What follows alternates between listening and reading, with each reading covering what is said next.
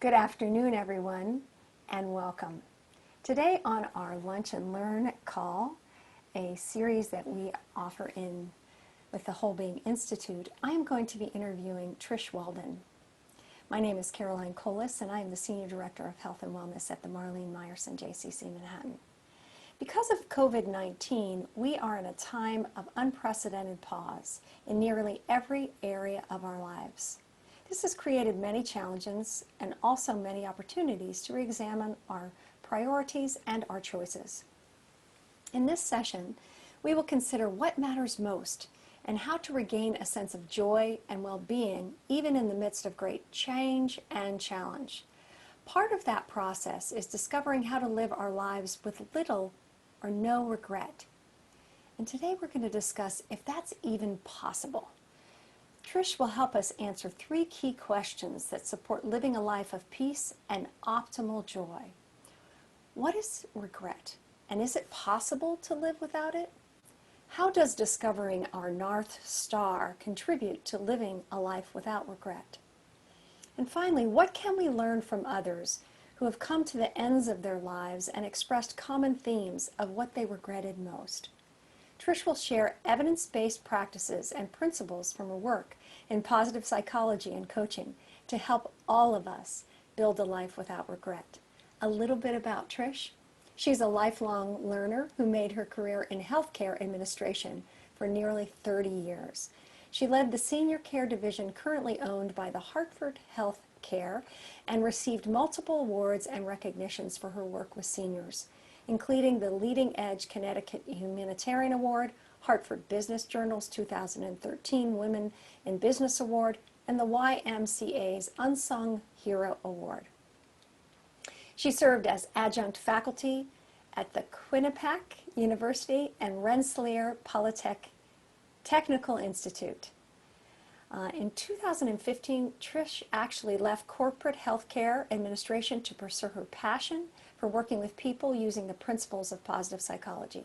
She completed a year-long certificate course in positive psychology through the Whole Being Institute and was selected to serve as the teaching assistant to the certificate in positive psychology course for another year following the completion of her certification. Additionally, Trish completed this coaching certificate in positive psychology with Linda Wallace through the Whole Being Institute. And in 2016, I believe you moved from Connecticut to Florida, right? Trish, I think you might have to unmute.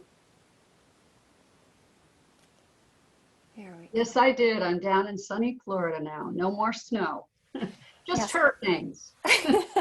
Right, as you're preparing for the hurricanes, I'm preparing for the fall weather. I've got my scarf, I've got my down vest. It's that time of year. So Trish, again, how did you find out about the Whole Being Institute? I know that you've completed the course and you've also served as the TA. Some people have said they kind of struck by accident. Did you actually look for it, or? No, I didn't. It found me, which I think is the best things that have happened to me in my life are probably those things that have found me, not necessarily what I was looking for. I had been working in corporate healthcare for quite some time, and as you all know, in the last 8 years, corporate healthcare has changed dramatically, and it needed to. We had to be a lot more focused on what it costs to deliver care and all of the things that go with that. And I found myself just no longer feeling that I belonged in that environment. I had built a beautiful senior care division in Connecticut, had some wonderful colleagues and an amazing team, but I could see the writing on the wall that our focus was going to need to be sitting in a boardroom figuring out how to save money, and just wasn't where I wanted to be. So I was thinking about what would I like to do. One of my original loves was teaching, and my minor in my undergraduate work was in psychology and sociology. I had been to Kripalu on a number of occasions for different programs. That's in the Berkshires, where this positive psychology, the certificate program, was being offered. And seeing the combination of being at Kripalu, which I love, for 2 weeks of the immersion, and a year-long study where I would be able to work with people like Dr. Tal Ben Shahar, who had the biggest class at Harvard University in positive psychology. And learning more about that just really drew me in. And so I checked it out. And a couple of weeks later, after I did sign up, I got a phone call from this woman, Audrey Carlson, who is on the call today. And she said, you know, I signed up for positive psychology and we both live in Connecticut. Do you think we'd like to be roommates? And I felt like I was back in college.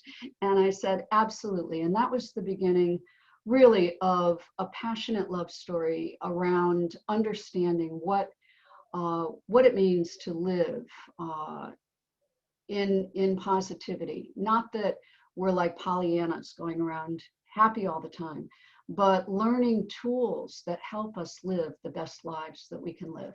And that led me to want to do coaching. And through Linda Wallace and her program that's also offered through Whole Being, I took the year-long certification course with her, met more wonderful people, and all of that has led me to make different choices in my life. I think I might still be back in Connecticut grinding away. Oh, what a time to be in healthcare in the middle of a pandemic. You know, my heart goes out to all the people who are doing that work. But I'm grateful, very grateful that the winds of fate have brought me to this place. Beautiful. What an amazing story. And I've found that to be true as well for myself, being in the certificate program and meeting just all kinds of incredible people, actually from around the world, which has really been fun for me. Now, you picked today's topic specifically. You've learned, we were talking in the pregame show, I like to call it, that you've listened to a lot of the lectures and you wanted to do something that hadn't been covered. But why specifically regret? Yeah, very good question, Caroline. I'm also involved in a program with a former certificate in positive psychology graduate, Dana Hilmer, and her partner, Wendy Parati, who are offering a program called Camp Reinvention. And it's geared for women, or actually people, I guess. Most of the participants are women. But this was sort of their beta test, and I signed up because I think Dana is amazing. And one of the first exercises that we were asked to do in Camp Reinvention was to think about, if it was the last day of our lives, what would we want to be able to look back and say about our lives? And for me, as I thought about it, I wrote down a bunch of different things, and y'all can be thinking about it because I might ask you that question later. What I came up with was that I wanted to be able to say on the last day of my life that I lived fully, that I lived well, that I loved with my whole heart, and that I lived with very few regrets. So that's why I decided that this would be a good topic to talk about. I really don't, I tend to spend my time in the positive emotions, and it's hard sometimes to think about talking about regret and guilt and negativity and jealousy and all of the grief, you know, the things that are difficult. They are all part of the human condition. And I know that with the tools that I've learned in positive psychology, that I can live my life with fewer regrets. And so that's why this was the right topic for me to talk about today. I like to teach on the things I need to learn. Wow. Well, I'm ready to go. Should I bring up your PowerPoint or is there Yes, anything please else? do. Please do. Okay. All right. So let me do that.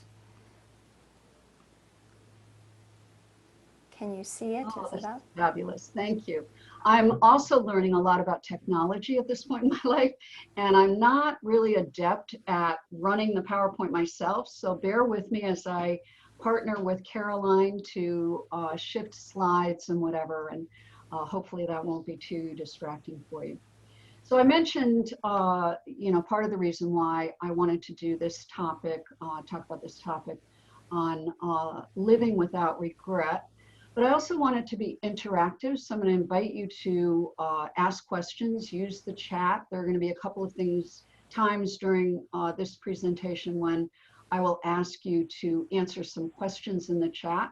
And I want to say in advance that, you nobody's obligated. I will mark it down on your grade for this event. But really, if you are inclined to participate, I welcome you to do that. So another reason why I wanted to talk about regret is because even as a young woman, I knew that regret was not an emotion I wanted to spend a lot of time feeling. And as a child, I had fallen off the top of a swing. Actually, I was pushed, if the truth be known. I was pushed by kind of a bully person off the top of one of those really, really high swing sets, and I fell and broke my arm. And after that experience, I was petrified of heights. I didn't want to go up to the top of a mountain. I didn't want to be staring over a balcony. I certainly wasn't going to the Empire State Building. And I was very aware of this feeling that I had. And I didn't want to live with that fear. And I didn't want to regret not doing things because of that fear. So in my 20s, I took up flying lessons. And I learned a lot from that. One thing I learned was that height can be just an incredibly exhilarating experience. I also learned that when I looked down, all of the issues and problems and things that I thought were so big and insurmountable really weren't so big. And I think that's partly the reason why a lot of people do go mountain climbing and hiking and love to get to that mountaintop and look around and see how beautiful the life is, your life can be, or the world can be from a different perspective.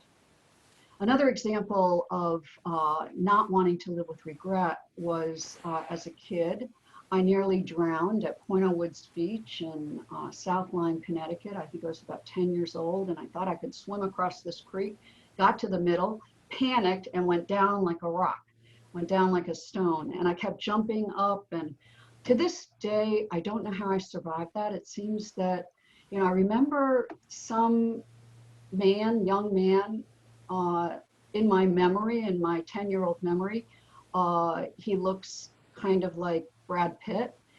And so he pulled me out and laid me on the shore and then disappeared. But that began a lifelong or an early fear of drowning. And I was so afraid that, afraid of swimming distances. And I didn't want that to govern my life. So I took up scuba diving and found that there was a whole world under the sea that I could experience. So I'd like to think that when I've come across situations that are hard and difficult and fearful, and I'm sure you have many of them as well, that I don't want that to turn into a regret later on in life. So what is regret?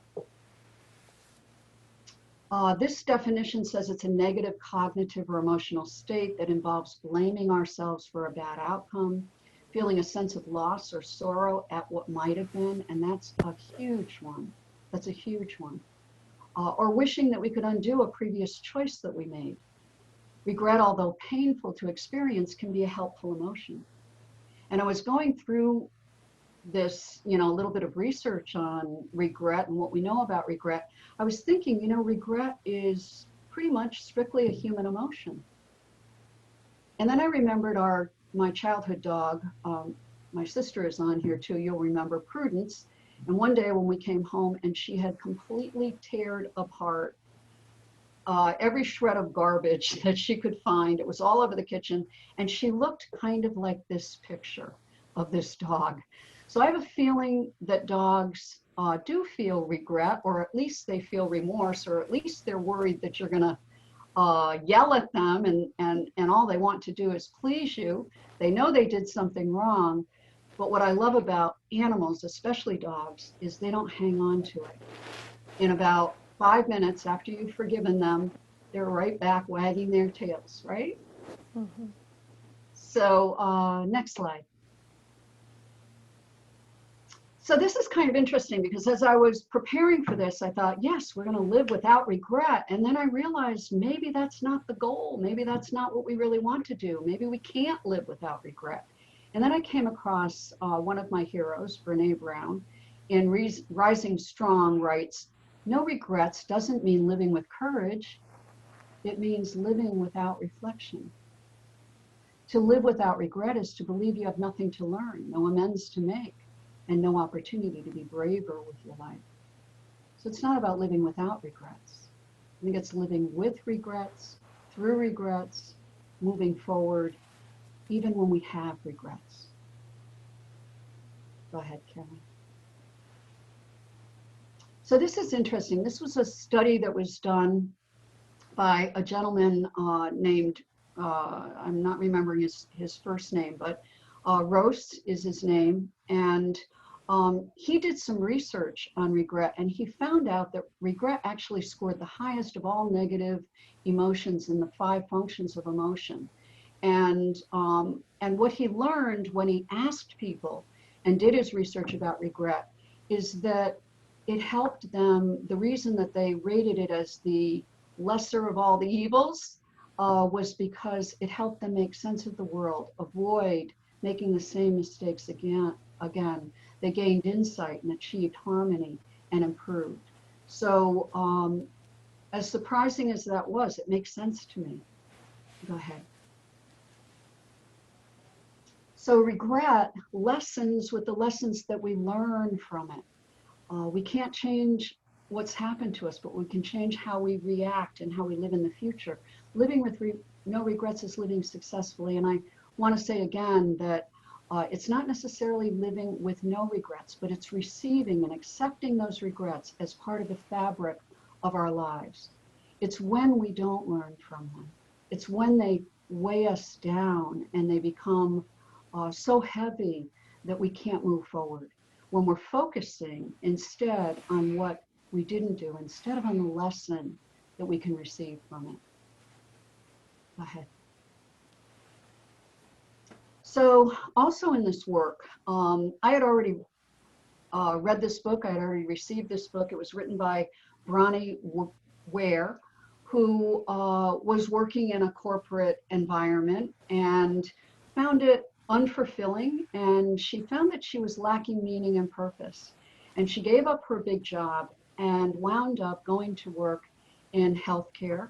And she did home care, and she specialized in working with people who were dying. So she was doing palliative care for people who were living at home. And when she went to their homes and talked with them and got to know them and really became their escort, their guardian angels at the ends of their lives, she discovered there was a common thread, a common theme over the years that she worked with them of 5 regrets of the dying.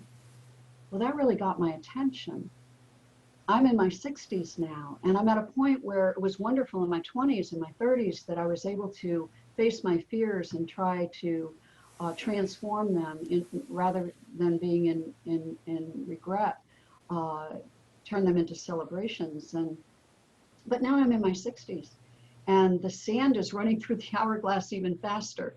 So it's a time when I really want to be thoughtful and to have a roadmap from people who have been on that last day of their lives was a great gift. So I encourage you, if you have an opportunity, to pick up this book. But we're going to examine each one of these in a little bit more depth. So the first one is, I wished I had the courage to live a life true to myself, not the life others expected of me. The second one is, I wished I hadn't worked so hard. And the third is, I wished I had the courage to express my feelings. The fourth, I wished I'd stayed in touch with my friends. And the fifth, I wished I had let myself be happier. Do any of those resonate with you? Are any of them areas that you're thinking, gee, this is really where I want to place some focus? So let's take a little bit deeper dive. Go to the next slide. So anybody remember the nanny? Raise your hand. Yes, the nanny. Great show back in the 90s. Fran Drescher is just an incredible woman. I love her accent. I love everything about her. And when she uh, got the opportunity to, she actually met the president of CBS, I guess, on a plane trip somewhere. And she was out of work. She was desperate to find something. And she just wound up next to him, and she started talking to him in her inimitable New York Jewish accent, going on and on about how she had this great idea for a sitcom. It would be awesome. Oh my gosh, you just finished watching them. I love it. Yeah, she's amazing. And so anyway, when she got green lighted to write the pilot for The Nanny, CBS was excited about it. The network was already talking to a number of major sponsors. Procter and Gamble stepped up and they said, "Hey, we're in this. We want to, we're going to sponsor this program, this sitcom." And the pilots are really critical. If you don't get through the pilot season, you're not going anywhere. And they said, love it. We love the script. We love everything about it. But she can't be a Jewish nanny. She has to be Italian. She's gonna be Italian. And Fran said, no, I am a Jewish woman from New York. This is who I am, and this is how it has to be done. And she knew that they could cut it right there. This was the sponsor. They're the guys who hold the purse strings, and they had an idea in their mind, and they wanted her to do it the way they wanted her to do it. And she said, no, I can't. If that's what you need, then I'm not going to do it. And they finally agreed. And when she got into her role, obviously, as you know, it was fabulous. And this is what she says about regret. I do not like living with regret, and I don't want to rush into doing something to get the job. And then when it doesn't go right or fails, I kick myself and say, why didn't I follow my instincts? Why did I listen to them? I thought, I can't live with that regret. I know this character needs to be written very close to me and all the rich and wonderful characters that I grew up with. And that was the secret of the success of The Nanny. So being our authentic self, even when there might be a big loss, is a huge part of living without regret. And I want to pause here for a moment. I'm going to check my time here so that I don't run over, because I want to make sure we have time to get through this. And I'd like to invite somebody, if you have a story about a time when you had to be very courageous, you just knew that whatever it was you were being asked to do, somebody else's should. Maybe your mother told you you should be a doctor, or you should be a nurse or whatever, and it wasn't what you wanted to do. Can you think of some time in your life when you had to make a decision, either for or against something? And if you have that story, please just say me in the chat and we'll unmute you, and would love to hear what you have to say. Anybody? Any brave souls? You raise your hand. Yes, Karen. Karen Reiser, we'll unmute you. Hang on one second. I have to find you, Karen. She's the lovely lady with the beautiful background. Okay. Oh, there we go, Karen. Hang on one sec. Sorry.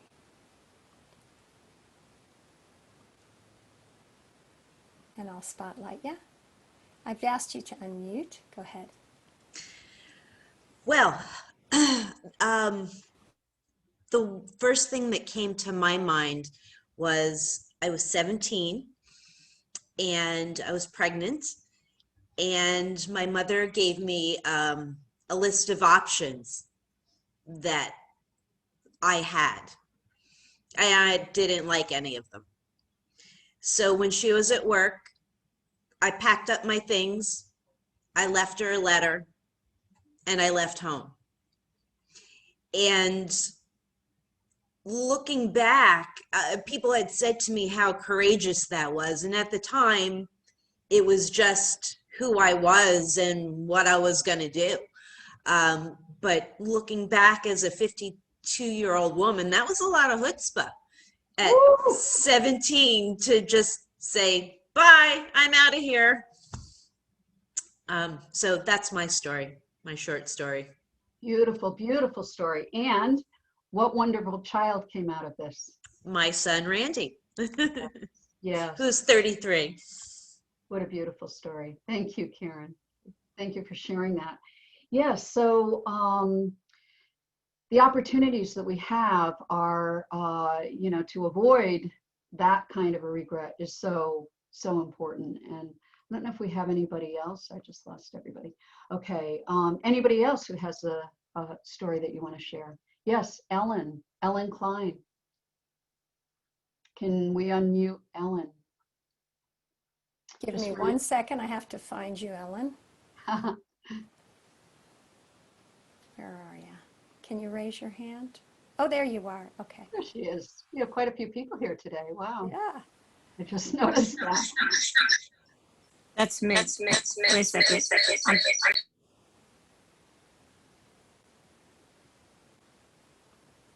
Ellen, you're still muted. Am I unmuted? You're good now. Yes. Thank you, Ellen. Okay. Two things come to mind.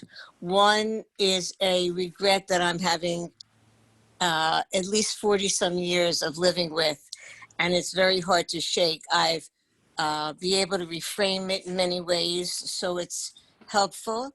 The first regret was when my ex-husband and I divorced, and my children were 1 and 4, and he left, and I hold regret how I negatively influenced my children's lives. And there's this fine line between regret and guilt, and maybe you can help me with that. And the second round of a husband, it was my choice to end the marriage because it was not who I was. And by it being my choice and not having children involved and it only affecting me, it was simple and I knew what I wanted and I was being my authentic self. So there are no regrets about that. Yeah. It's the first one because I did have children and it really wasn't a choice. So if you could maybe talk about guilt and regret, Sure. that might help.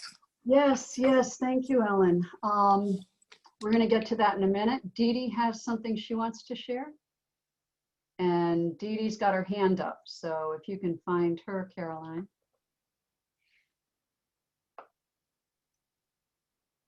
Okay, There she is. can you hear me?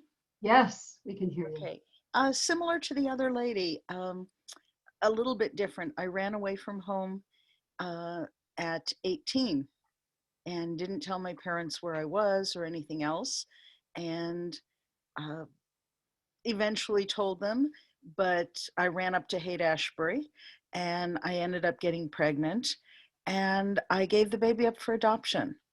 And I thought that his life would be very good. It was very dysfunctional. He was number 9 of 12 children, 9 adopted by this family. And I very much regret doing that. I did meet up with him about 20 years ago now. And, but we have a very tenuous relationship. And my relationship with my grandchildren and now my great-grandchild is still very tenuous, and I regret that very much. And I often feel guilt about that, what his life was, where I know, which I don't obviously, that his life could have been different. But I did marry. I had a child 14 years later. There's a 14-year difference between the two kids. And my younger son, there's no relationship with a sibling. There's nothing there. Whether there would have been, whether I would have even had my younger son, I don't know. So it's Right. hard, because if I would have kept the older one, I might never have married. I might never have my younger son. And yet my marriage fell apart after 15 years. So, it's all sorts of things there. But yeah, there's regret, and then there's guilt as well. Thank you so much, Dee Dee and Ellen, for sharing that. And I think we all have some stories. Some of them are more intense than others, but that relationship between regret and guilt can be like, ugly twins, really, really hard to deal with. But what I've learned is that we have a tendency to look back on those times in our lives today with all that we know now, and then judge ourselves. Or when the decision has already been made, even if it was a year after the decision was made, even if it was a day after the decision was made, if there is no way to go back, then it's important that we find a way to forgive, and that we find a way to see ourselves where we were in that moment, at that time, in that season, with the tools and the resources and the understanding and the knowledge that we had at that time. And then go back and maybe even journal about that. See if you can put yourself back at that time with what was going on, and then hold yourself, forgive yourself, and try to move forward. And there are also, I'm sure, and if we had more time to get into it, this is also something you might want to journal about. Even as difficult as that might have been, was there some good that came out of it? And can you focus on what you've learned rather than focus on what you regret? So in some ways, it's making peace with those decisions that we made at a different time and in a different place in our lives. We are imperfect human beings, and sometimes we have to give ourselves permission to be human. And like in Karen's story, Karen had her mother. Our mothers have powerful influences on us. Some of us had wonderful mothers, some of us, had challenging mothers, but our parents and the people closest to us have such powerful influence. In Karen's case, she made a decision with the courage of a 17-year-old to make a different choice, but she could have just as easily made the choice that her mother wanted her to make. And then she would be, perhaps today, forgiving herself for that choice, and hopefully being able to forgive her mother as well. So in every moment, as Tal Ben-Shahar says, we have a choice. We can take that which we've learned and take what we gained from it, forgive ourselves, use that to move forward. I hope that's helpful. Our next regret, next slide, if we can get back to those. Thank you, Caroline. So being true to ourselves. This is one that speaks to that second regret of, I wished I hadn't worked so hard. And nobody worked harder than Steve Jobs. Everybody knows who Steve Jobs is. And this is his last part, excerpts from his last speech. How many of you are familiar with this? Have you seen it or read it? Or, yeah, quite a few of you. If you're struggling with this number 2 regret, go back and read the whole speech. And there are several others that you can find that talk about whether work really was as important as we think.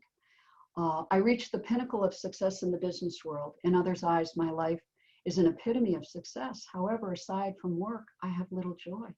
So we sense right there that there was an imbalance all along, even though he was incredibly passionate. He understood that you can employ someone to drive the car for you, make money for you, but you cannot have someone bear the sickness for you. And what he came out with was that the 6 best doctors in the world. So this is what the thread that came out. He wasn't able to employ it in the way that he might have liked to, but he can pass it on to us. sunlight, rest, exercise, diet, self-confidence, which comes from self-forgiveness, and friends. And we'll get into more of that in a bit. The third regret is I wished I had the courage to express my feelings, speaking your truth. Actually, if we have time, I think we have a minute. I want to go back just to the last one for a second and ask you if there's anybody who would like to talk about a work regret that you might have. Anybody? Patricia, you have your hand up, I think. And you're muted. Okay, hang on one second. Patricia Patricia. Lewis. Raise your hand again, Patricia. Patricia Lewis. She's not hearing. Oh, she says no. No. Okay. Anybody? Thank you anyway. Hang on. Anybody else who has a work regret that you want to talk about? Wait, Patricia, did you want to talk or no? Can you give me a thumbs up? Yes, she does. Okay, so then Thank let me, you. I'm asked you to unmute, so you need to unmute. There you she go. is. Hi, Patricia. Okay, I'm unmuted. Trish, I was responding to the previous issue, so you want to move on. No, that's okay. Do you have a quick story that you can share? Yes. I lived in a foreign country in the, well, I lived 5 years in a foreign country, and there was a war. And I lived with my husband and toddler on the economy. I was teaching English as a second language, and my husband had a business. And there was a civil war, and we were there for 5 rounds of fighting. And when one lives on the economy, one does not wait for a big plane to come take you out because you work for a big corporation, or until the American embassy decides to tell you to leave because it's too late. So I sensed what was happening and left with my toddler. Why is this significant? It's significant because I arrived back in America with nothing, because we left, so everything we owned was sequestered. So my toddler had a teddy bear, and we had a set of sheets or whatever. So the story, the story is an American woman returns to America and is what I would call a reverse refugee. So I can relate to refugees' experiences because I felt it all, even though I was American. The plus was I was a woman. Another plus is I was educated. And another one, I have a good brain. So, but I was faced with a dilemma because my husband was not going to survive this experience. So this was going to be my job to create a future for myself, a secure future for myself and my child. Well, I had my preferences, things I'd like to do. Basically, I'm an artist. But I knew that if I went the artist way, I was not going to be able to create this secure future. I didn't have time, I didn't have the resources, so I went the corporate way. But what I want to say, there was a moment where I had to say to myself, you must say yes. Yes, you can. Yes, you do. Yes, you will. Yes, you are. Yes, yes, yes. And I employed it, and I'm happy to say it was a very big success with a lot of bumps along the road. That's what I wanted to share. Beautiful, beautiful story, and a great story of how at the time things can be so difficult. And you may even be regretting in the moment that you're making a decision that is going to take you down a rocky road. But there can be so many benefits at the end, and that's what we want to focus on. And that's the way to make a regret that may be this big, shrink it, shrink it, and focus on that which was good. Thank you. Thank you for sharing that. All right, so I think we'll go to the next slide. And I did give you an example of my work situation where I had a choice to make about staying in corporate or moving on and pursuing my dream. And it meant, you know, giving up a lot of things that seemed valuable to me, not just the salary. In fact, that was very nice, but it wasn't the main thing. It was really about my team. They were family by then. We had been together for almost 30 years and we'd done so much together. And so it was very challenging, but for me, it was the right choice. And if I had stayed, I might have been like Steve Jobs at some point down the road, although I never would be a billionaire like Steve Jobs. Harvard Healthcare was good, but not that good. The third regret that Bronnie talks about is I wished I'd had the courage to express my feelings, to speak my truth. And this is another Brene Brown quote that I love. Truth and courage aren't always comfortable, Lord knows, but they're never weakness. And it does take strength to be courageous, to make choices, to say what you think. One of the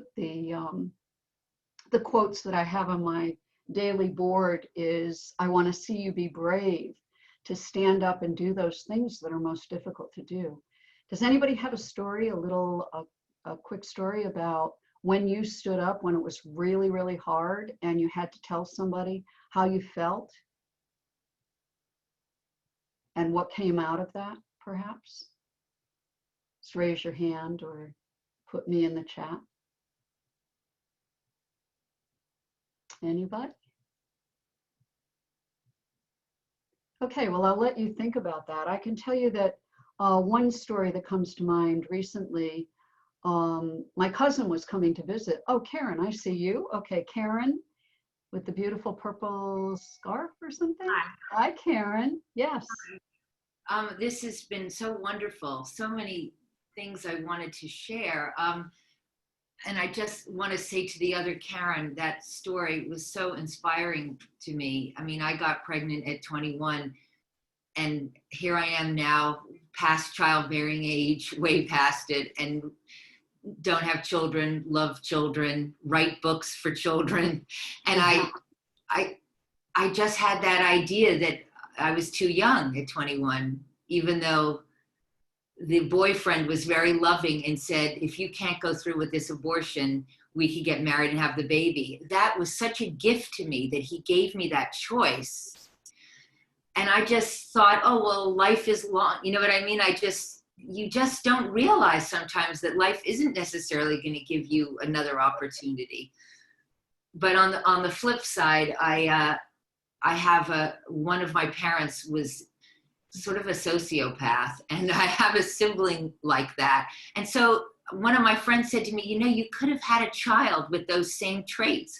So I try to hold on to that and think about how much I've been an aunt to any child that wants me. So, you know, I just was walking in Central Park this morning with a college-age student who I know through her family. So I'm always there for young people. So I guess that's my way of not having a regret, making myself available to other kids.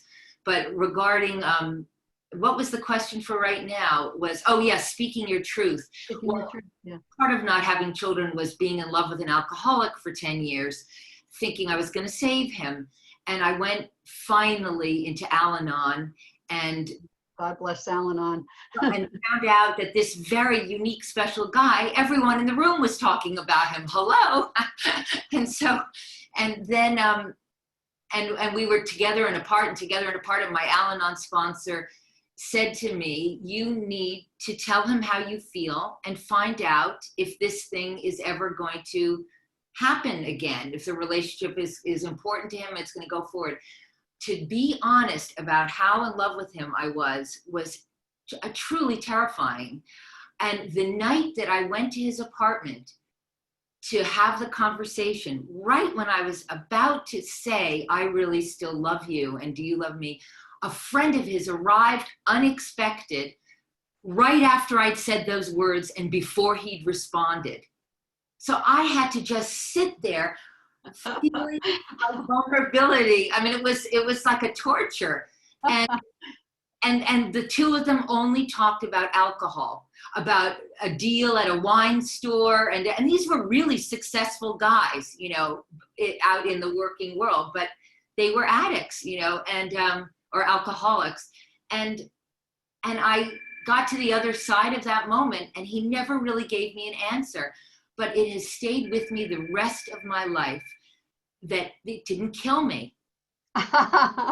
Yes. So I always try to, I really feel this incredible calm now with telling people how I really feel, and know that even if they give me an answer that is terribly disappointing, Yes. I'm going to survive that. And I try to share that, you know, with the young people that I'm close to. So.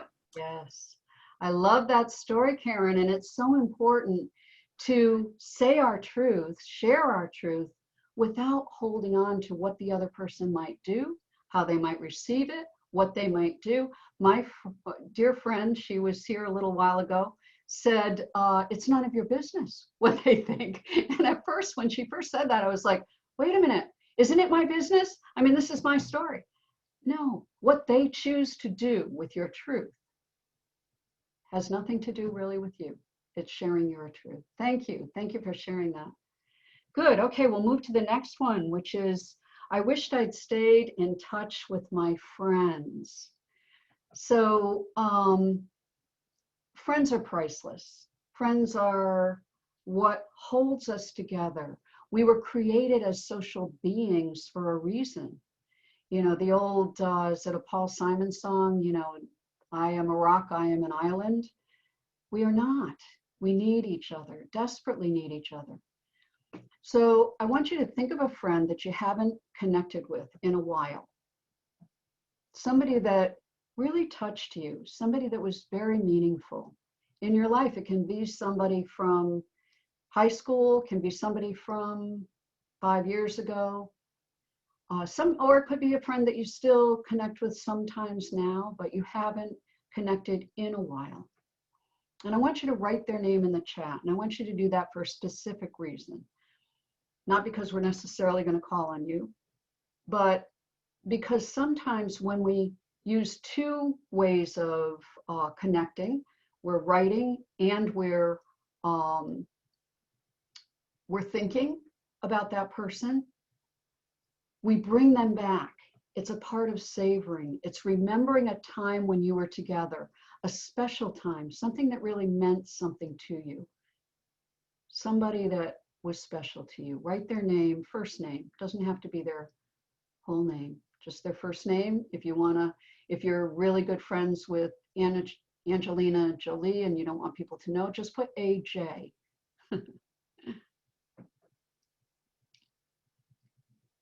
And then I want you to consider calling that friend next week. And I would even invite you to put it on the calendar. Commit to it. Put it on your calendar. You will be very happy you did. And we do not want you to be the person who says, one of my greatest regrets is that I didn't stay in touch with the people that mattered, the people who shared my journey, who were with me through some of the hardest times of my life and some of the silliest times. That girlfriend who held your hair in the bathroom of that bar that you were at back, hopefully not last week. And the second thing I want to invite you to do in this area is to make a list of the 5 friends that you know will always have your back. I've got a few of them right here on the screen, and I just love seeing you. 5 friends that you know will have your back. And write them a thank you note. I hope that you send it. You might not. Maybe that will generate a phone call. Maybe you'll reach out to them. Maybe you'll tell them what it was that you were thinking of, what you were remembering. It's a great antidote to building resilience against having this regret. And I love some of the names that we're seeing. I'm going to take a minute and just look at them. So we've got Sarah and Holly and Deb and Kara and Anne and Hoi Yin and Marty and Deirdre and Jan and Sandy and KB and Michelle. You've got a lot of writing to do. Some beautiful friends. Hilda and Molly and Michael and Mar, Erica, Trish, Carrie, Kara, Patty, Jules, Kelly. Tomorrow is Hoshana Rabbah in the Jewish calendar. It's a second chance to ask for forgiveness. Yes, maybe there's a friend that you've been separated from because something happened. What a great time. What a wonderful time of year to reach out and say you're sorry. Beautiful. And the last one, number 5, regret number 5. We've got 8 more minutes, so we're going to be moving along. I love this list, and this came from actually research done on the evidence-based science of happiness. So this is not just a list that you pulled out of a magazine. These things work. They will increase your happiness. Exercising 7 minutes. The New York Times released something a while ago saying that 7 minutes of exercise a day could be enough. Is that something we could commit to? Can you commit to 7 minutes in a day? I think we can. Sleeping more. Spending more time with friends and family. Getting outside. This is critical. And I'm a person, I can get really kind of rooted down in what I'm doing. And here I'm living in, one of the best zip codes on the planet. And sometimes I'll go a whole day and I haven't been outside. And if I take that one walk around the house and just look at the garden, it's magical. Helping others, 100 hours a year. Research has shown that if you spend 100 hours a year volunteering, that it will increase your happiness. Practice smiling. And this isn't the fake smiling. And this is a tricky one because we're wearing masks. Can you tell when somebody's smiling when they're wearing a mask? Sure you can. You can tell because it comes through their eyes, through your eyes. You can tell when somebody's smiling when they answer the phone, can't you? And many people in customer service teach that. Show your smile. It will make you happier and it will make the person that you're connecting with happier. Plan a trip or a staycation. I know this is really hard to do in the middle of a COVID event, but you can plan a staycation at home. You're just going to take that one day, whatever it is, pick your day, and you're going to vacation at home. You might make some pina coladas. You might watch your favorite movie. You're on vacation. Or plan a trip to someplace that's safe, that you can go to and be comfortable. Go visit a friend. Meditate. This is such a big one. And I sometimes struggle with this one. It's hard for me to be still and to shut that ongoing dialogue off.